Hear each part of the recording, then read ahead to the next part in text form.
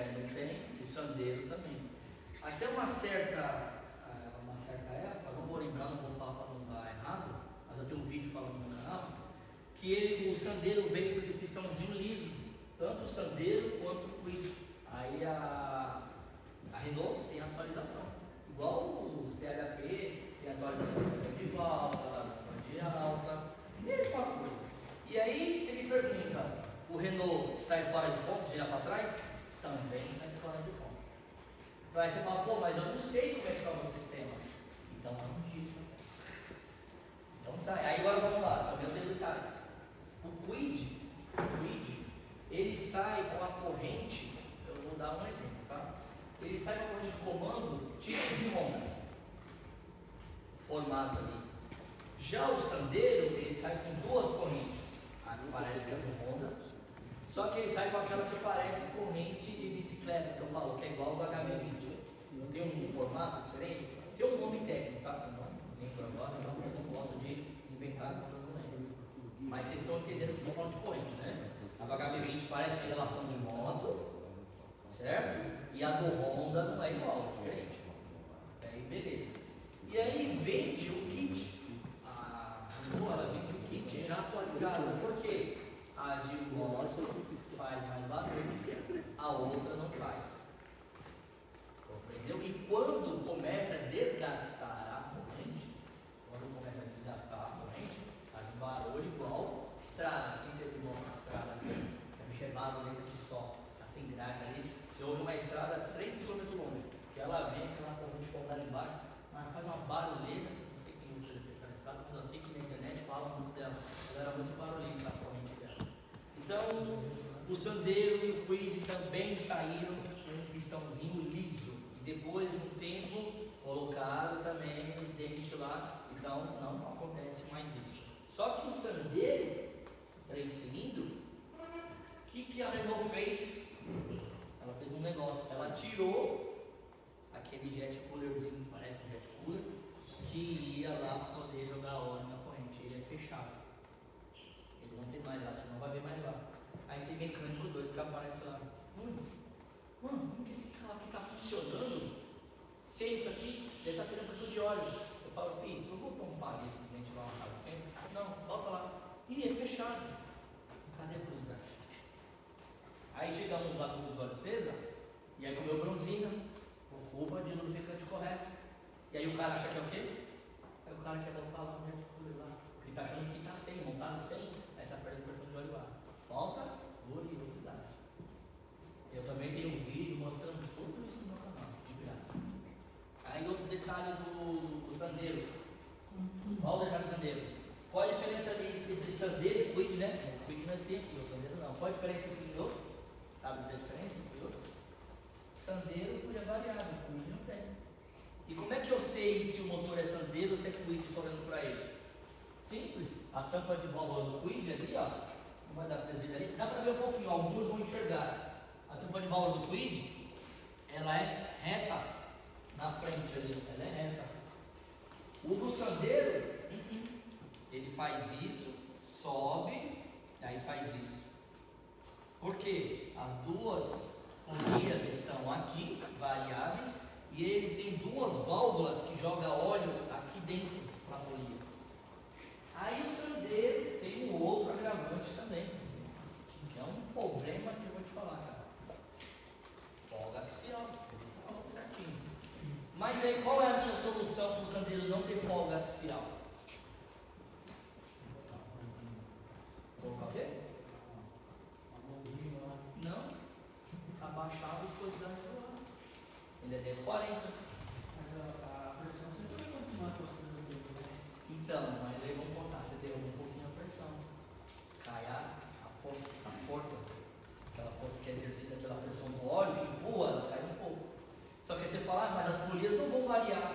Vai variar, porque vai aumentar a vazão. Qual a regra da bomba de combustível? Se você estrangula, a pressão sobe e a vazão cai. Tudo errado? Então a vazão também ajuda as polias a aumentarem. Olha que legal. Então, os meus clientes, eu baixo a viscosidade. Tecnicamente falando, está errado. Mas eu não estou tendo desgaste precoce mais no comando. Então, o comando do Kwid, ele tem digamos que uma arruela de imposto. E não dá para inverter o comando, porque um comando ele está mais para lá e o outro comando está mais para cá. Então não tem como inverter o comando, igual o Ford Ka, que os caras invertem. E aí, feito isso, no sandeiro, perdão, o que acontece com o sandeiro quando cria folga axial? Perda de potência. Alguns vai dar falha de sincronismo, a depender. Por quê? O óleo entra pela frente da polia. Olha que loucura, cara. O óleo do motor que entra para a polia do comando entra pela frente. Agora eu pergunto, qual é a pressão de óleo aqui? Porque essa bomba de óleo é dupla. Sabe qual é a pressão de óleo ali na frente? 6 bar. 6 bar. Quanto que é a pressão de óleo de um carro? Ali, em média 1, 2, 1,5. Depende, né? De projeto a projeto muda, né? Como eu falei, o Onix Plus começa com 3.8 e depois fica 1.8. O Dragon começa com 3.8, quando ela muda depois de um minutinho ali, ela fica 1,5. O Onix Plus é 1.8 bar na lenta quente, depois coleta o ventilador umas 3 vezes. Tem gente, né, que sabe, mas a gente sempre fala, né, porque eu não vou perguntar quem sabe, então eu falo para todos. A pressão do óleo, ela tem uma variação, não é assim, o carro está quente, já é aquela pressão. Não, senhor, a temperatura do óleo não é igual à da água. Para o óleo alcançar próximo à temperatura da água, o ventilador tem que ligar umas 4 vezes, pode fazer um teste. Ligou a primeira vez, está a pressão. Quando ligar mais 3, 4 vezes, muda. Ou senão você dá uma volta no quarteirão para ligar.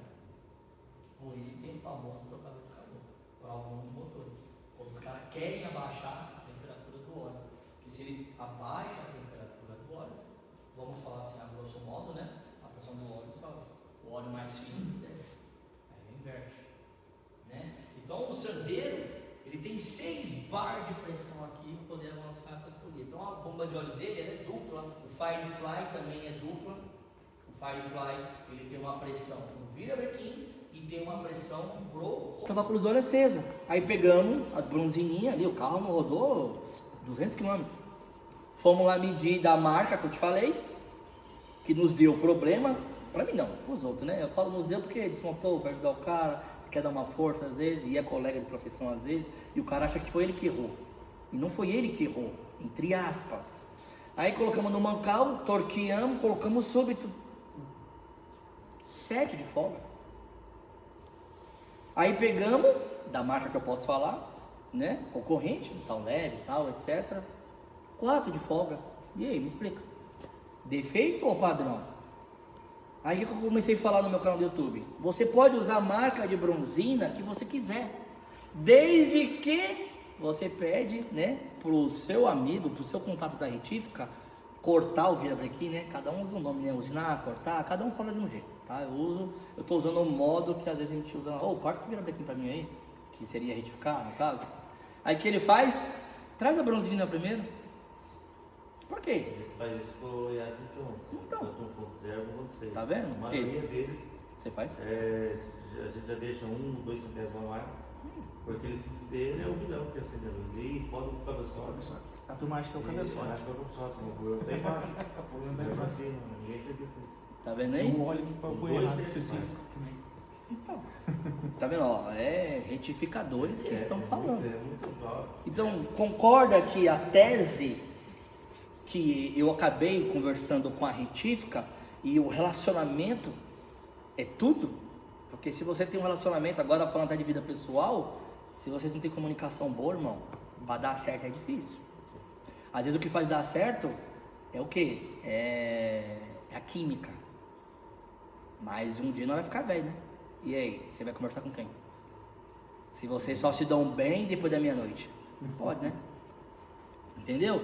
Então fomos lá, pegamos lá a bronzina de marca A, pegamos a de marca B, vimos a diferença, achamos a folga, certo? Aí ele falou, não, eu vou cortar esse vira de acordo com essa bronzina aí, porque o cara ainda queria que eu usasse ela, porque ele achava que não era bela. Eu falei, não, mas vamos usar ela, vamos usar de experiência. Eu falo que às vezes insistir em certas coisas só vai nos trazer aprendizado. Então, não preciso sair demonizando. Vamos descobrir uma melhora, uma forma, um método diferente. Aí ele foi lá, cortou o motor, ficou legal.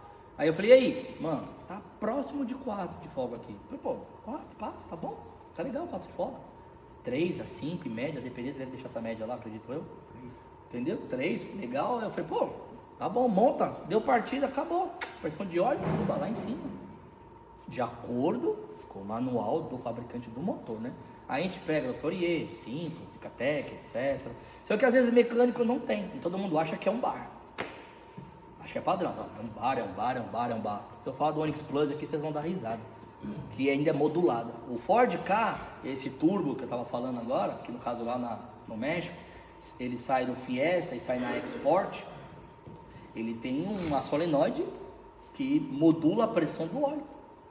O Onix Plus é assim, o Dragon é assim, o 1.5, você viu lá do lado do filtro, o Onix Plus é do lado do filtro também, você deve ter visto. Então o ajuste do virabrequim daquela benção é muito importante para concluir o Ford Ka, né? Entre aspas, né? Não sei se eu vou conseguir concluir ele ainda. Vou ver se eu paro aqui para poder entrar em outros. Então o Ford Ka precisa de pressão de óleo adequada. Para quê? Senão como é que a espolia variável vai trabalhar? Você precisa de pressão de óleo suficiente para manter elas avançando. Aí a pressão do óleo está baixa. Só que qual é o mal do Ford Ka? De novo, outro problema, outro defeito? Tem mais um defeito. Aquela benção ali, ele é igual um motor da GM, Celta, Corsa, pé, aí ele inverte. Ou ele dosa, 1 em 1. Ele faz isso. E o Onix Plus é a mesma coisa, Então, agora imagina, uma baita pressão de óleo aqui, e isso aqui obstruído. Aí fala, pô, o carro não está andando, o carro está fraco. Aí você não conhece o projeto, o que você vai lá? Pressão de bomba, você vai ver bico, você vai olhar a sonda. Só que você pode pegar falha de sincronismo. Isso aqui vai dar falha de sincronismo. Só um minutinho, você falou do volume, né? A pressão é O que você fala, perdão? embaixo e primeiro você falou do volume. Isso, impressão, tô falando impressão. A pressão é a mesma. Só que é o seguinte, quando você acelera, ele diminui no vira, manda para os comandos para variar as polias. Quando você tira o pé do acelerador, ele tira dos comandos e desce para o vira. Compreendeu? Exatamente isso. Então, ou seja, vamos lá. Ele manda a pressão de óleo mais para cima e diminui para o vira, porque o vira não está precisando, ele está precisando que essas polias avancem. Ele fala, precisa de pressão de óleo lá em cima. A válvula que regula a pressão do óleo dele, então, ela está na torre, né?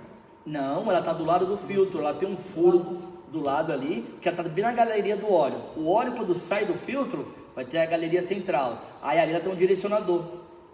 O óleo sobe ou vai para o vira? Se você pegar o subcart dele, você vai entender. Então o bypass dele é entre polia e vira? Isso. Não é kart? Não. Quando você tira o pé, que as polias não precisam mais de avanço, ele joga para o kart também. Ele ainda tem um furinho. Isso, tem 3 caminhos. Ele ainda tem outro furinho lá.